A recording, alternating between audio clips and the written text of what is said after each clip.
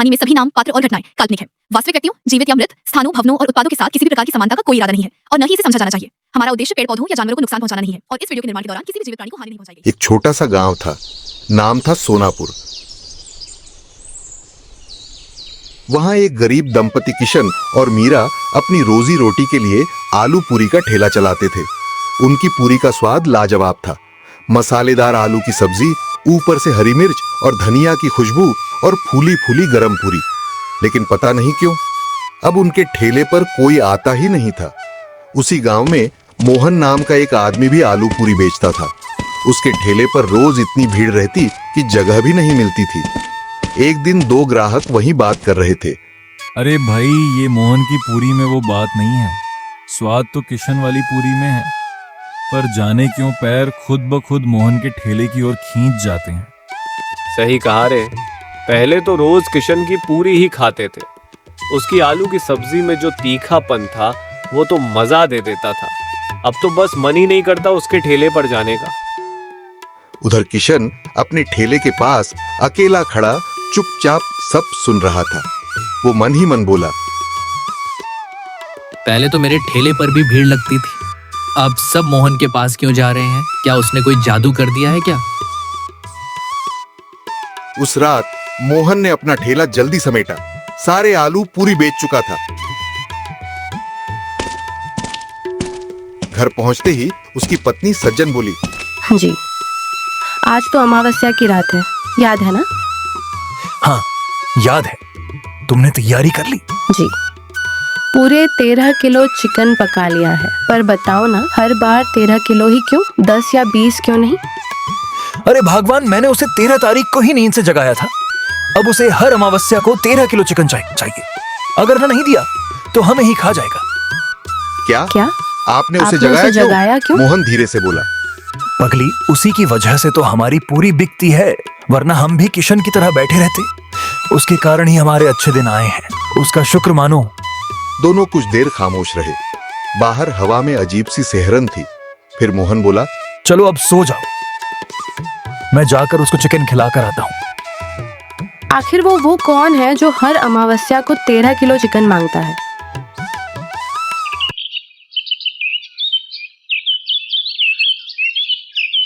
अगली सुबह सूरज की किरणें गांव की पगडंडियों पर फैल चुकी थी।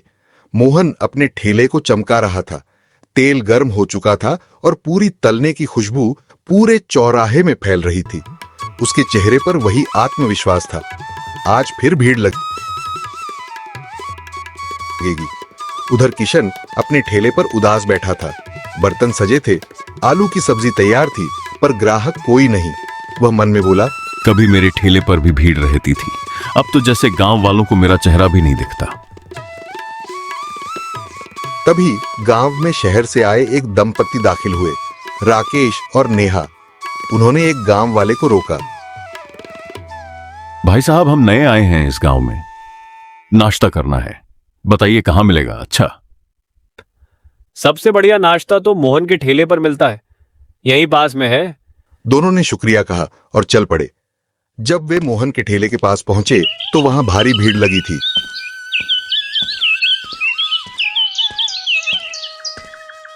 अरे जी, यहाँ तो बहुत भीड़ है, कितना इंतजार करें?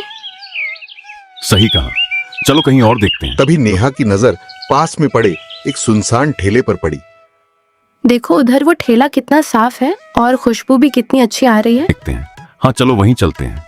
वो दोनों किशन के ठेले पर पहुंचे। किशन ने उन्हें देखकर मुस्कुराते हुए कहा, आइए सर मैडम, गरम गरम आलू पूरी दूं। हाँ भाई, दो प्लेट देना। पूरी एकदम फूली हुई होनी चाहिए। किशन ने स्नेह से 2 प्लेट परोसी। दोनों ने पूरी छकी। वाह, ये तो वाकई लाजवाब है। सच में भाई, तुम्हारी पूरी का तो कोई जवाब नहीं। पर एक बात बताओ, इतने बढ़िया स्वाद के बाद भी यहां कोई ग्राहक क्यों नहीं? क्या बताऊं साहब, उस मोहन ने कुछ जादू कर रखा है। गांव वाले अब मेरे ठेले की तरफ देखते भी नहीं। आप शहर से हैं इसलिए बच गए, नहीं तो आपके पैर भी उसी के ठेले की ओर खींच जाते। अरे भैया, ऐसा कुछ नहीं होता। अपने कर्म देखिए, जादू टोने पर क्यों दोष डालते हैं? इतना कहकर दोनों चले गए, पर उधर मोहन यह सब दूर से देख रहा था। वह तुरंत अपना ठेला समेटकर जंगल की ओर निकल गया। अंधेरा गिरने लगा था। जंगल के भीतर वह एक पुरानी गुफा में दाखिल हुआ। भीतर से कुछ मंत्रों की आवाज आई। हवा भारी हो गई और ठीक 10 मिनट बाद वह पसीने से तर हाँफता हुआ बाहर निकला।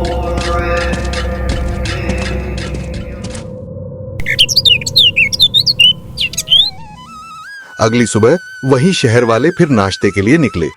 सुनो जी, पता नहीं क्यों मेरा मन उस मोहन के ठेले पर जाने का कर रहा है। अरे मेरा भी कल तो मैंने कहा था वहां भीड़ ज्यादा है, फिर भी मुझे आज वहीं जाने का मन कर रहा है। दोनों हंसते हुए सीधे मोहन के ठेले पर पहुंचे। किशन दूर से यह सब देख रहा था। उसका चेहरा सफेद पड़ गया तो अब उन पर भी जादू चल गया।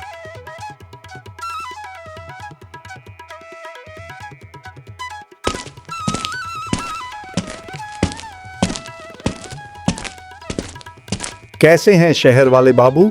कैसा लगा हमारा गांव? बहुत प्यारा गांव है मुखिया जी। बस एक अजीब बात है, कल हम किशन के ठेले पर गए थे, आज जाने क्यों हमारे पैर खुद ब खुद मोहन के ठेले की ओर खींच गए। कुछ तो अजीब है उस ठेले में। अरे नहीं बाबूजी, कुछ अजीब नहीं। मोहन के आलू पूरी का स्वाद ही ऐसा है कि लोग खुद खींच जाते हैं। पर राकेश और नेहा जब आगे बढ़े तो दोनों के मन में एक ही सवाल गूंज रहा था। क्या सचमुच स्वाद खींचता है या फिर मोहन का कोई रहस्यमयी राज?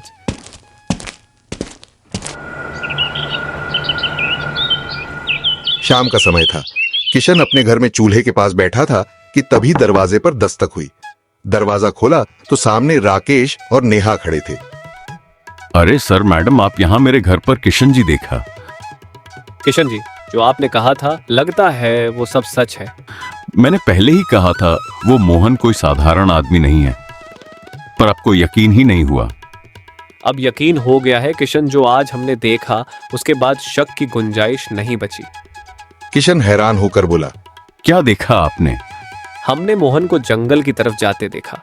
एक थैली में कुछ था, शायद वही राज छिपा है वहां। तो फिर देर किस बात की? चलो आज उस जादू का पर्दा फाड़ ही देते हैं। तीनों जंगल की ओर निकल पड़े। हवा ठंडी थी, पेड़ झूम रहे थे और चारों तरफ एक रहस्यमय सन्नाटा था। सुनिए, ये कैसी गंध है? चिकन की खुशबू जैसी। लगता है मोहन ने ही चिकन लाया होगा। कौन जंगल में चिकन लाएगा? कुछ दूर जाने पर उन्हें एक पुरानी गुफा दिखाई दी। गुफा के भीतर से किसी के बड़बड़ाने की आवाज आ रही थी, जैसे कोई मंत्र पढ़ रहा हो। किशन सुनो, ये आवाज मोहन की लग रही है। मुझे डर लग रहा है, वापस चलिए। नहीं नेहा जी, अब पीछे नहीं हटेंगे, चलिए। तीनों धीरे धीरे गुफा के अंदर गए।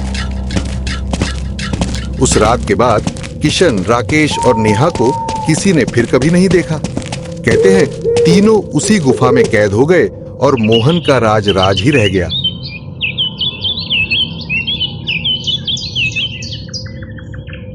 अगली सुबह मोहन ने हमेशा की तरह अपना ठेला लगाया।